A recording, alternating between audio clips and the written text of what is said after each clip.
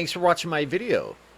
So today I'm doing a video on why scoring is the single most important thing you can learn to do in FL Studio. There is literally nothing else that you can learn in this program that is as important as scoring. And that's mainly because scoring is a universal skill that all of the best musicians learn and master. So newbies buy this program and they get totally overwhelmed by all the buttons and all the parameters. And sometimes I call it parameter paralysis, where there's just so many different options and things you can do. But all of that stuff is not what music is, right? Music is a performance, and the performance is the soul of your music. And the main, like 90% of the performance is happening on the piano roll. And so I've used a lot of other programs. I've used Reason, I've used Ableton, Cubase. I've never used Logic, but I used Reason for about 6 years, and it's a really difficult program to learn. I would say even harder than FL Studio, but I love the dashboard. That the layout on it is awesome. But the one thing that ruined the program was the piano roll. Like this is the piano roll. This is where the performance and the magic happens, and like the effects aren't the music.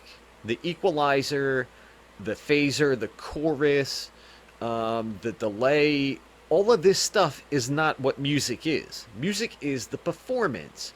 So if you want to hack your music skills and take your sounds to the next level, you have to learn how to score. And so the way you do this, right, is when newbies buy the program, they're smart enough to understand I have to find some good sounds, and I should build a score bank. Maybe they get a bunch of VSTs, or they get some sound fonts, or some wave samples, and a lot of people have the common sense to do that.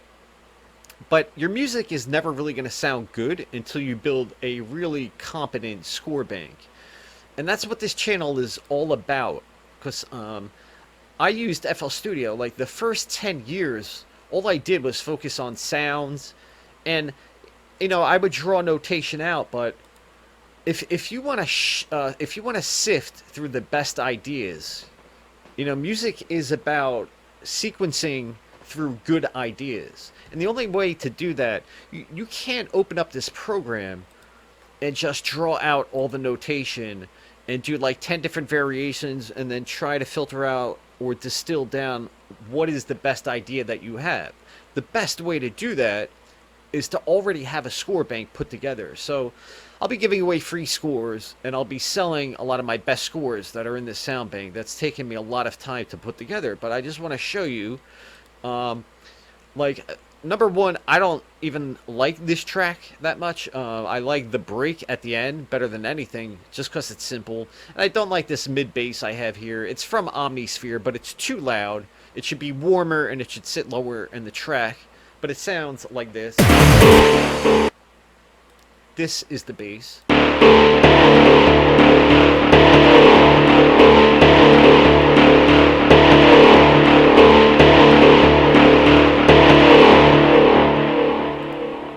And it's just too loud. I could just close the filter on it, but we'll see what we do with that. But like I'm showing you, the magic is in the scoring. It's so incredibly important to have all of the best scores you can find saved in your own organized score bank. The way this will speed up the production process, it's unbelievable. And if you don't want to do it, don't do it. And, waste the next 5 years trying to make music without scores, because you'll come right back to this channel when you realize that it doesn't help at all, and your music is always going to sound mechanical and dry and soulless. You have to learn how to score. So I have an acid sound, and I'm using a free plugin called Use. That's YOOZ to do this. And it's a free program, and I love this little plugin here.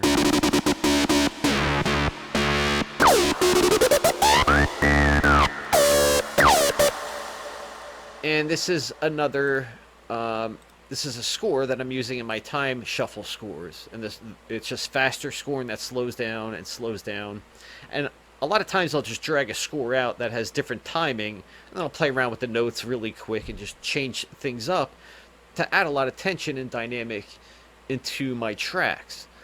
And then we have another, a different variation of that acid.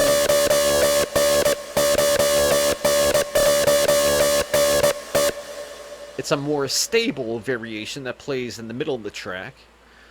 I'm not going to play everything. We have just a clap going on here.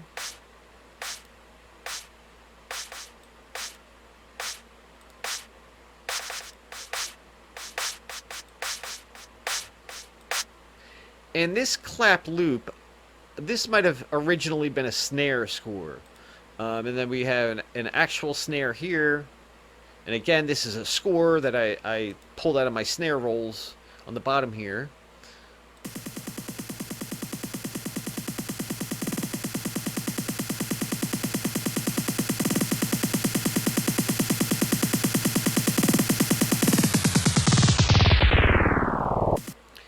And so people might be wondering, like, what's so special about score files that MIDI files can't do?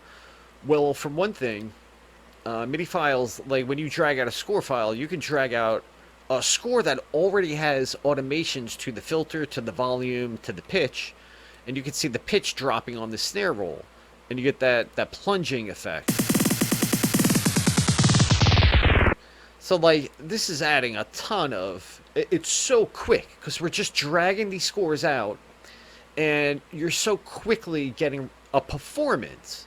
Like, you want everything to sound... Not everything has to sound, but your core sounds have to be a performance. Like, this hat loop isn't a core... It's kind of a core sound, but it's more in the introduction of the track, and it's just a simple hat. It's just hitting in between, and then we have another variation that's hitting twice in between. And now this is a more performative sound, and I never used to do this type of stuff in FL Studio, and it makes it so much fun. I love marching sounds. They sound so cool, and this is just a marching sound that I usually use on snares, but I used it for a tom this time. What is going on with this? Here we go. And it sounds like this.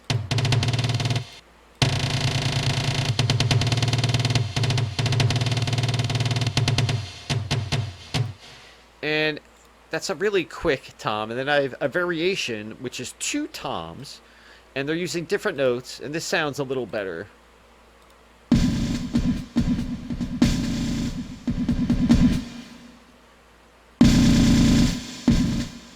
And you can hear that, like, that really tense marching sound. And this is where scoring really comes in handy. Because you could just do amazing things. It's incredible. I have another tom march over here. And I'm using a totally different score for this. And this one sounds like this.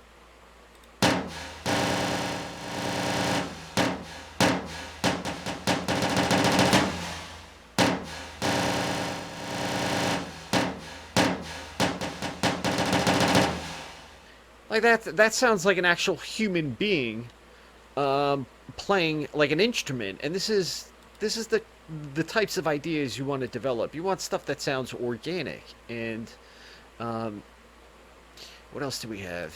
We have a crash here, not doing much. It's just going upwards, like it's a building crash sound, and it goes up for the first 2 bars at a slower pace. And then a quicker pace, and it goes up again, and it sounds like this.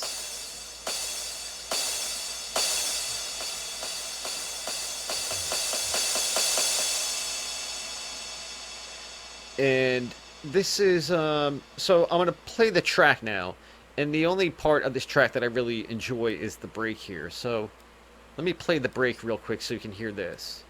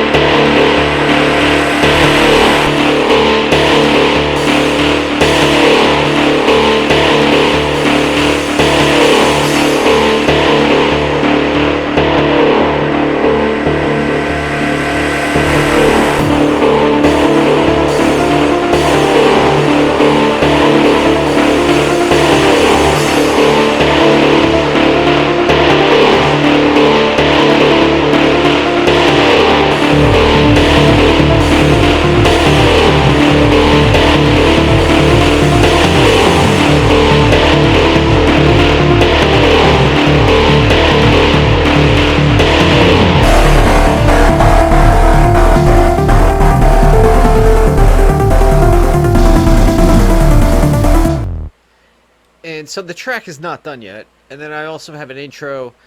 I don't really like. I didn't want to play the whole track, but I might play the whole track, even though I don't like the way it sounds. But let me just show you that like there are some intelligent. They sound intelligent, but the sounds are still pretty dirty. And like this only took like 2 hours to throw together, and if I wasted like another 2 hours really playing around and cleaning things up, I could get a really cool sounding track here. But let me just play the rough version, which is just the drums with the kick, and then we bring in the bass line, and then we have a sub bass playing here. Did I play that? I don't think so. Just a simple sub bass, and we have the snare coming in, and then that lead is playing. It's just a simple lead sound, and we're just throwing in different elements, but it's, I'm trying to throw together ideas. You want to lay out ideas and then distill out your best ideas, and you can do this so quickly. When you have a good sounding score bank, you can quickly come up with really good ideas. And then like, so with this track I like the break, so I could just remove the entire first part of the song and just work mainly with that break and creating a different, cleaner kind of build up to that break. But let me play this for you.